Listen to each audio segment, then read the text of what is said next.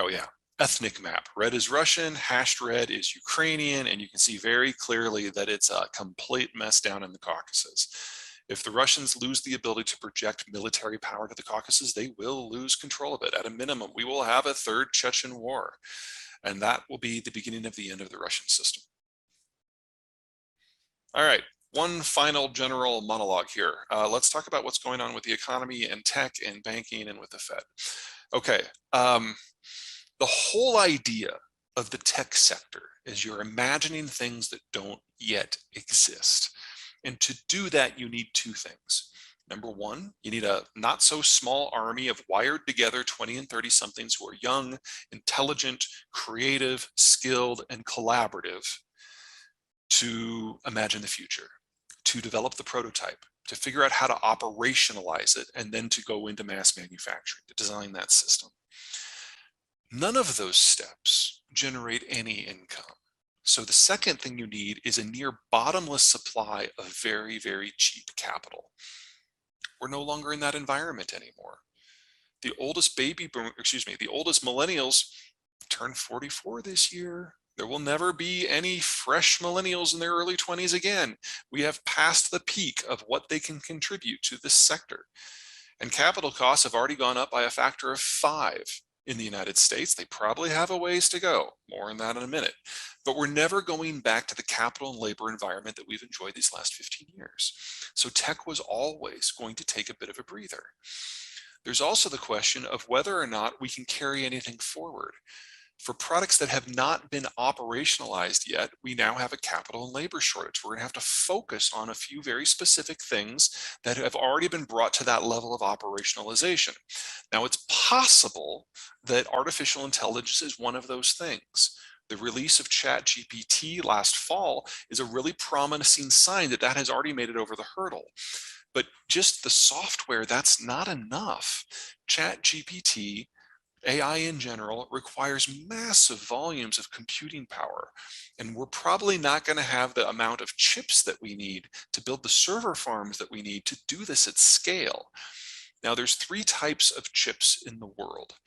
At the low end, you've got the ones that come out of China that are 90 nanometer and bigger. These chips are near analog. They can only do 1 or 2 things. This is what's in your smart light bulb. This is what's in the Internet of Things.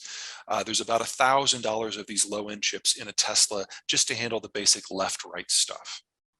We're probably going to lose all of that. Now, we can rebuild that capacity elsewhere, but the Chinese are 80% of global supply.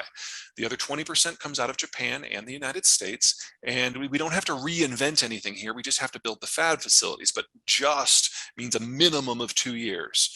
4 is probably more realistic. So that low-end stuff, that's going to take a big breather. Then you've got your high-end stuff, 10 nanometers and smaller. This is gaming consoles. This is iPhones specifically. This is a lot of high-end servers. And above all else, it's AI. AI chips are the most advanced ones we make. They're 4 nanometer and smaller. And 90% of those come out of Taiwan. Now, a lot of folks suggest that this is a reason why the Chinese would invade Taiwan. I don't see it that way. A couple things to remember about the Chinese. Anything below 10 or above 10 nanometer, they have no chance of. In fact, you really have to go down to about 40 nanometers before they can play at all. But 40 to 90 nanometers, kind of the mid-range dumb chips, they do produce at scale, but they do so with imported equipment, imported software, and imported labor. Now, I'm sure there is a diversity of opinions on this call about Joe Biden. I know I have at best mixed feelings myself, but one of the things the Biden administration did last last fall, is he told all Americans who were working in the Chinese chip sector, and most of the foreigners are Americans, that they now had to choose between their citizenship and their job. And within 24 hours, every American employed in the sector was either transferred abroad or quit. The Chinese tech rise is already over. They can't make the hardware that they need on the mid-level to do anything that they need, much less the high level. So if the Chinese were to conquer Taiwan tomorrow without firing a shot, it wouldn't matter at all because they wouldn't know how to operate the facilities. In fact, most of the designs come from the United States or Japan. So, those wouldn't flow anyway. But even if they did, the Chinese wouldn't know how to operate these things because they can't operate most of their own without foreign help.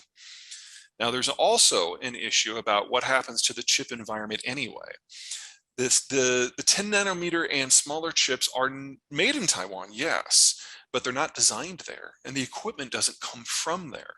There's a constellation of 9,000 companies around the world that allow us to make those high-end chips. Very few of them are in East Asia at all. But if anything happens to globalization, we lose part of that constellation. And of those 9,000 companies, roughly half of them only produce one product for one customer, and there is no global equivalent to the product that they make. If we lose them, we lose the capacity to make that piece of the puzzle. I'm not so much worried about Taiwan. I'm worried about places like Germany, which is where all the lenses for the lithography come from. You can even imagine a scenario where California gets a little wonko with its policies and we lose the ability to make the lasers that make the lithography possible. It doesn't take a lot of countries falling out of that coalition for the entire thing to break down. In fact, one or two would be plenty. And rebuilding that would be difficult because that constellation, that hyper specialization at every point of the process has literally required decades of global peace, cheap capital, and ample labor on a global scale. That's not our environment anymore. We can do it. We do it in less than 10 years. So we're going to lose the low-end chips because China's going away. And we're going to lose the high-end chips because we're losing globalization. Now, it's not all bad news. Those low end, that high end, that is only 20% of all chips by value. The middle 80%, everything from automotive to aerospace to most people's phones to power management things at utilities, all of that stuff, that's in the middle. And there's more than one player. In addition to the Chinese, you've got the Americans, the Italians, the Germans, the Koreans, Taiwan again, and Japan. There's a redundant system for building this. There is no single point of failure. So if China falls off the map and globalization breaks, we will still have most of the chips that we need. What we will lose is the ability to digitize the low end. And what we will lose is the ability to push the frontier at a rapid pace. All things considered, with everything else going on in the world, that's a scenario I'm actually pretty positive on because it means we don't lose anything we have. The digitization we've done the last 15 years, most of that holds. There are exceptions, of course. I'd hate to be Tim Cook right now because he's going to lose his entire chip system. Okay, in this environment, globalization breaking down, demographic aging, changing the market rules, I am thrilled that we've only lost 4 banks. Moreover, the 4 banks that we've lost were non-standard. All of them were tech banks, and tech banks work differently. Throughout the rest of the system, people raise capital either by taking out loans or issuing stock. That's not how it works in Silicon Valley. Silicon Valley is primarily driven by venture capital, and you get your cash mostly in lump sums. So what the people who run the startups do is they take that lump sum, they park it in a bank, and then they just draw upon it as they need it for payroll and costs and resources and everything else. What happened with the 4 banks that went under is the depositors got spooked and they yanked their capital. Well, the banks had just basically put all of that capital into things like government debt, and they couldn't liquidate fast enough. And then when they did liquidate, they had no assets. So it was a very, very non-standard bank run.